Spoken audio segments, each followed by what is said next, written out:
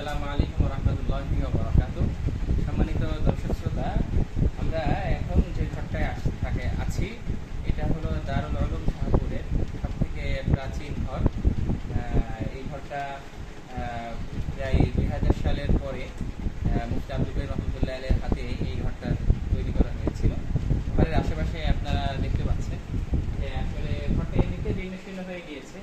সেখানে এই ঘরে যখন বৃষ্টি হয় তখন খুবই পরিমাণে পানি পড়ছে। এখানে এই অবস্থায় যদি এত পানি এবং এতই ফোঁটা ফোঁটা পানি এবং রাস্তার যে পানির যে ঢল সেটা পুরোটাই দেয়াল ভেদ করে এটা ঘরের ভিতরে চলে আসে।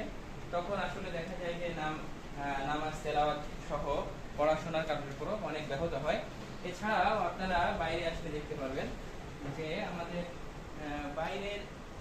বাইরের চিত্রগুলো, বাইরের মাদ্রাসার বারান্দা সহ আমাদের যে করিডোরটা এটা কেমন স্যাঁতসেঁতে হয়ে আছে।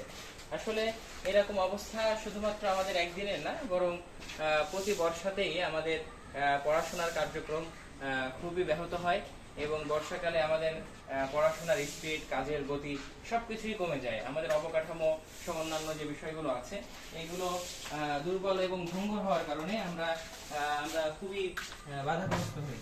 এছাড়াও আপনারা দেখতে পাচ্ছেন আমাদের যে আন্ডারগ্রাউন্ড ফ্লোর, এটার ভিডিও আমি আপনাদেরকে আগেও দিয়েছি যে এখানে প্রতি বছরই নিয়মিত যখন বর্ষা হয় এবং পাশে আমাদের এখানে বিল আছে, বাওড় আছে, এই বাওড়ের পানির স্তর যখন বেড়ে যায় তখন এখানে একেবারে হাঁটু সমান পর্যন্ত পানি ওঠে, যার মানে প্রারম্ভিক একটা আভাস এখনই পাওয়া যাচ্ছে যে গত 2-3 দিনের ভারী বর্ষণে এখানে বিশাল পানি চুয়ে পানি নেমে এখানে মোটামুটি পানির উপস্থিতি দেখা যাচ্ছে।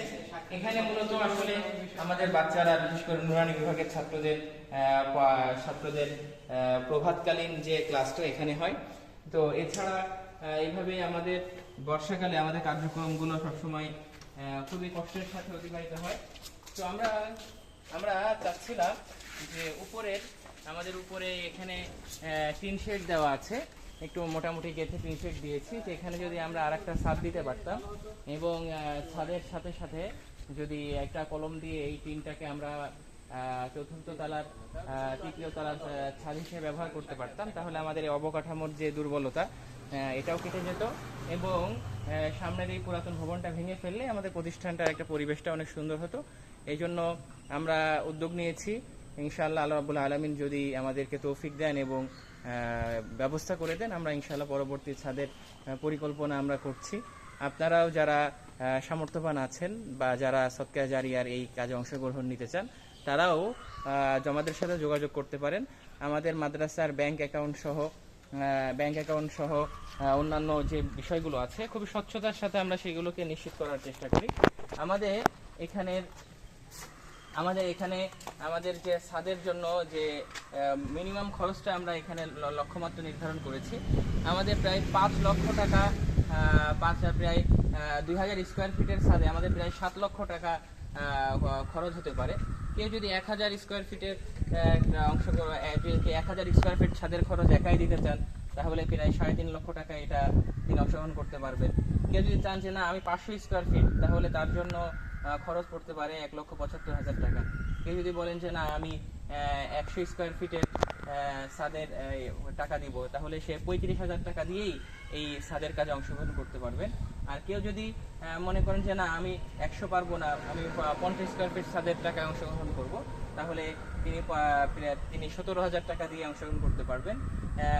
কেউ যদি চায় যে 50 স্কোয়ার ফিটের জায়গায় 25 স্কোয়ার ফিটের ছাদের খরচ আসে 8,750 টাকা, 10 স্কোয়ার ফিট ছাদের খরচ আসে 3500 টাকা, 5 স্কোয়ার ফিট ছাদের খরচ আছে 1750 টাকা।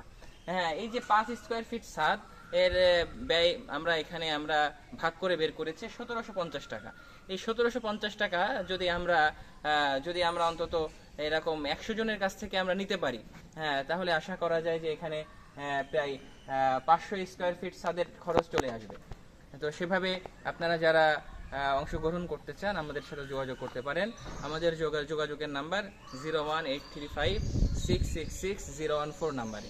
এছাড়াও আমাদের ব্যাংক অ্যাকাউন্ট সহ অন্যান্য স্থিতি আমাদের কমেন্ট বক্সে দেওয়া হবে, আপনারা সেভাবে অংশগ্রহণ করতে পারবেন। আসসালামু আলাইকুম ওয়া রাহমাতুল্লাহি ওয়া বারাকাতুহু। টাকা পাঠানোর পূর্বে অবশ্যই ফোন করে যোগাযোগ করে নেবেন এবং টাকা পাঠানোর পরে টাকা পাঠানোর রসিদ এগুলো আপনারা মাদ্রাসা দায়িত্বশীলদের কাছ থেকে বুঝে নেবেন এবং টাকা জমা হওয়ার পরে ইনশাআল্লাহ আমরা অনলাইনে এসে সমস্ত আয় ব্যয়ের হিসাব আপনাদের সামনে তুলে ধরবো। আসসালামু আলাইকুম ওয়া রাহমাতুল্লাহ।